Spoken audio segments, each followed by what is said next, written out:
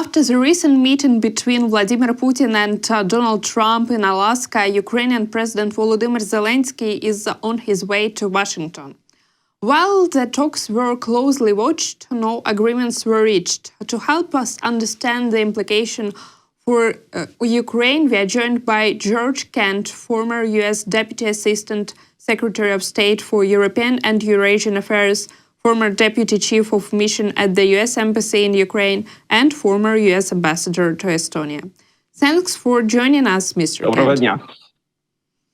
Доброго дня. Welcome to the studio. Thank you. Headlines around the world have described the Alaska summit as Putin's triumph and the end of Vladimir Putin's diplomatic isolation. How do you assess this meeting, and did it really go 10 out of 10 as Donald Trump himself described it?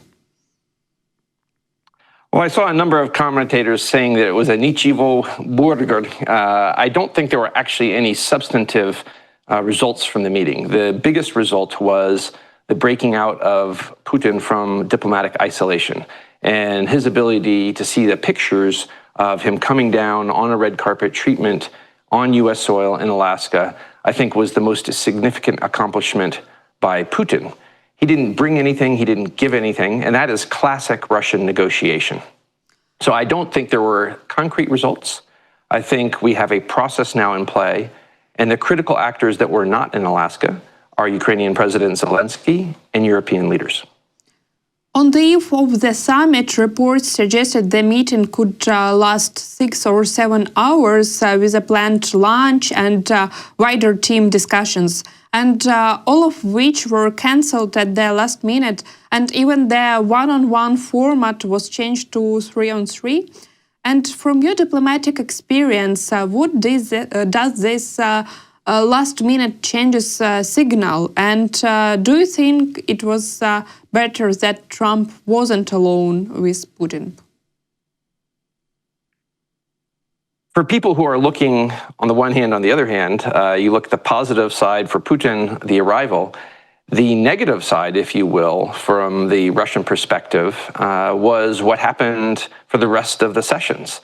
Indeed, the scheduled lunch for the larger delegation was canceled. That suggests that there was nothing further to discuss about expanding U.S.-Russian relations, which reports earlier said might happen.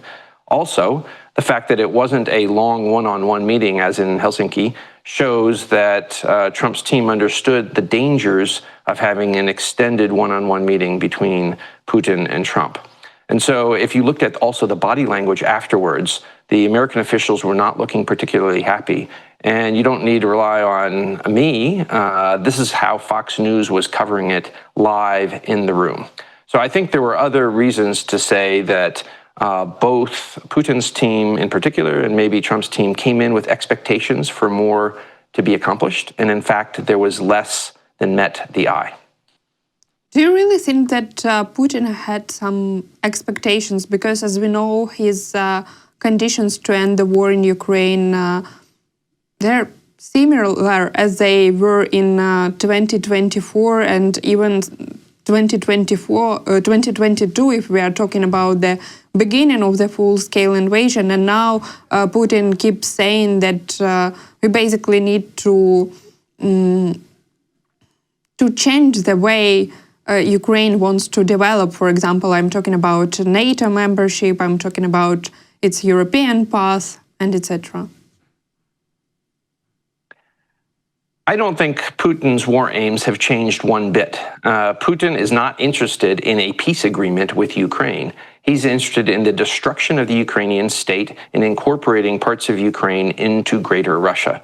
This has always been his plan, and the so-called peace process or diplomatic negotiating processes are just a way to get to his end. And he has shown time and time again, going back to the Minsk agreements in February of 2015, he'll put anything on a piece of paper and then violate it. He had German Chancellor Merkel and French President Hollande in Minsk. They signed an agreement, and a week later he took Debaltseva, violating the terms of the ceasefire agreement. So frankly, I don't see any agreement that Russia signs as being worth the piece of paper it's signed on. And this has been the Russian way of negotiating about Ukraine since 1654 in the Treaty of Pereyaslav. Bogdan Khmelnytsky didn't think he was signing away Ukrainian independence. That's what happened. It also happened at Yalta when Churchill and Roosevelt thought they were carving out avenues for partial independence in Eastern Europe. And the Soviet Union and Stalin just steamrolled and ensured there was a unified Eastern Bloc. So this is the Russian way of negotiation since 1654.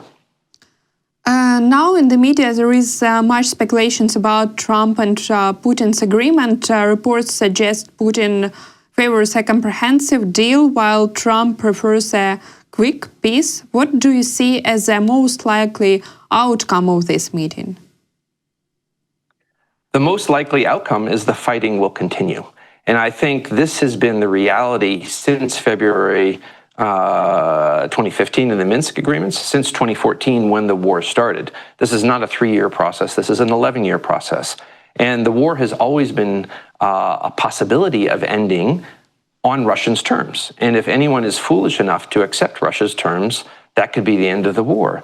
But accepting Russia's terms is accepting full-scale occupation and the type of devastating conditions that have occurred both in Crimea and occupied Donbass, Kherson, and Zaporizhia.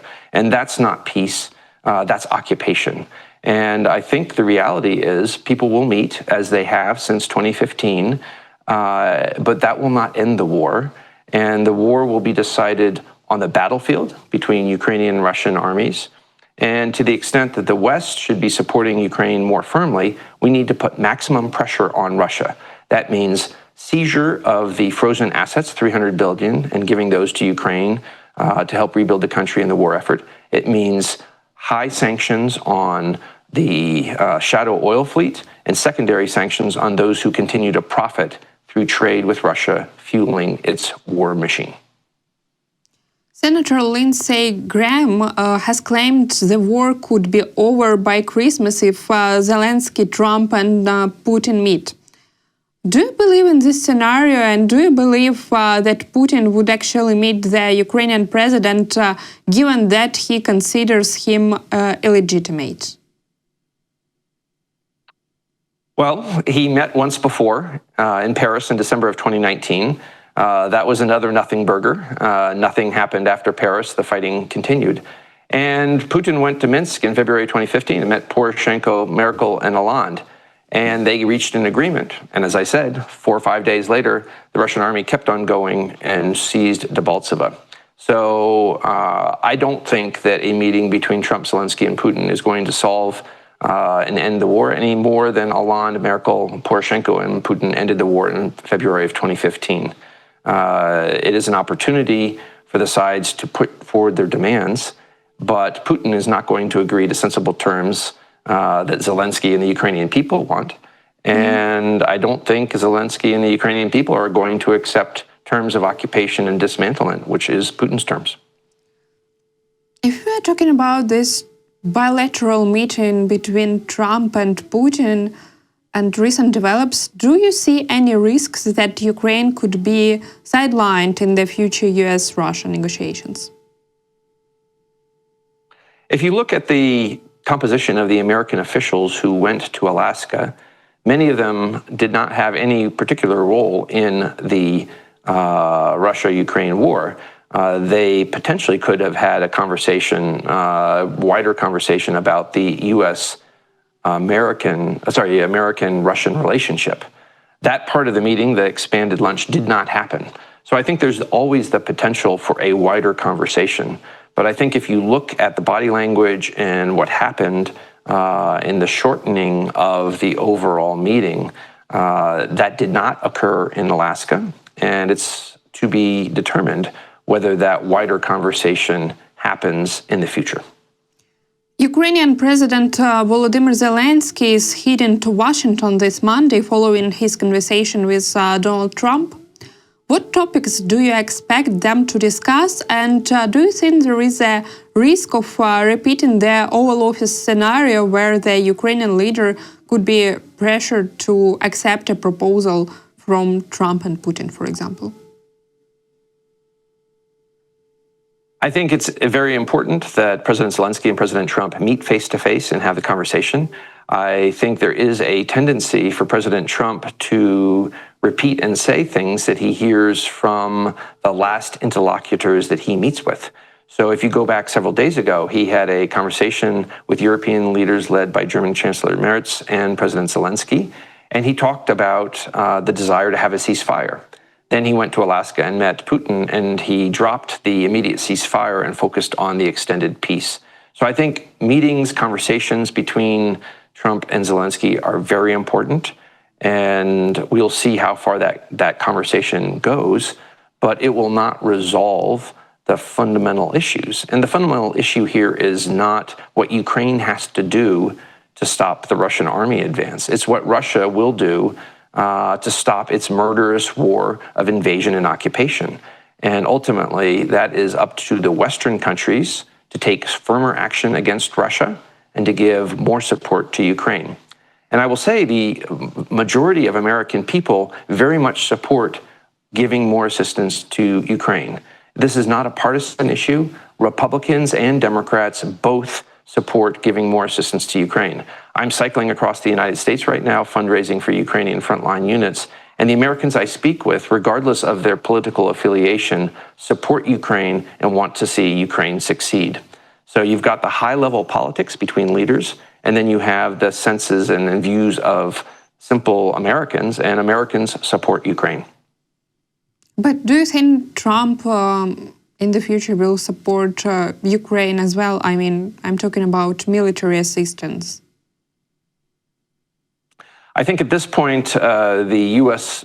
position under President Trump and the current administration is allowing sales of U.S. arms to Ukraine, primarily European countries buying U.S. arms. It does appear for now that the large-scale assistance, military assistance, that occurred during the Biden administration is not going forward. But as President Trump mentioned in his interviews with Fox News yesterday, it was under his first term that the U.S. initially provided javelins to Ukraine. So there is a track record in the past, and President Trump, even in his tariff policy, has a track record now of making threats, making offers, pulling them, and changing tactically what the final position is. So again, I think the meeting between President Zelensky and Trump at the White House is critically important for the U.S.-Ukraine relationship going forward. You served as a Deputy Assistant Secretary of State for European and Eurasian Affairs during Trump's first term. And from your perspective, how seriously does the White House and Trump in particular take the historical lectures that Putin likes to give, especially about connections of Russia and Ukraine, Kiev and Rus, and etc.? Well, I think President Trump is president then, president now. His team is very different. And if you looked at the officials who were in the first Trump administration, many of them had deep experience in national security, and some of them also had experience dealing with Russia and even the Soviet Union. The current team in the second Trump administration does not have that bench of expertise and knowledge of either Russia and Ukraine. So it really doesn't come down to the team as much as it does President Trump himself.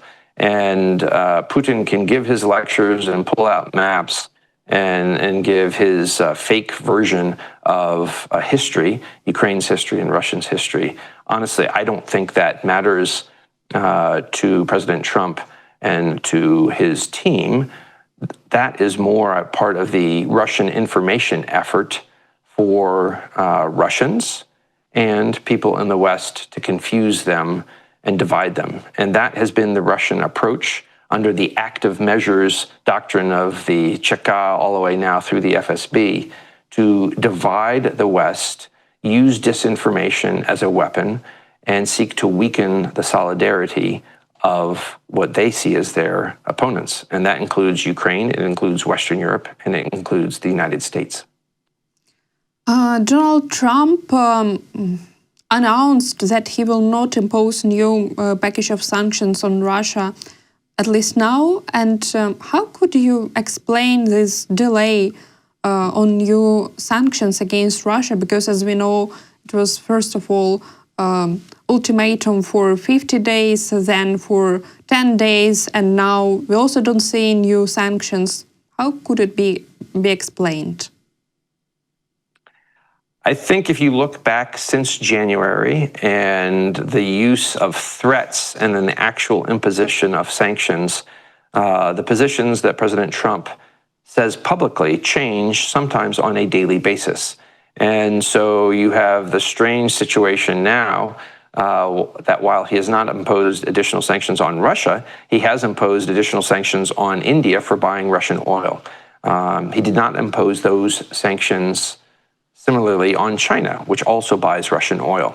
So I had mentioned before that there is become this pattern of the threat of imposition of sanctions and then backing away at the last moment. And I would anticipate that pattern well established now, not just related to Ukraine and Russia, but to countries all around the world, will likely continue.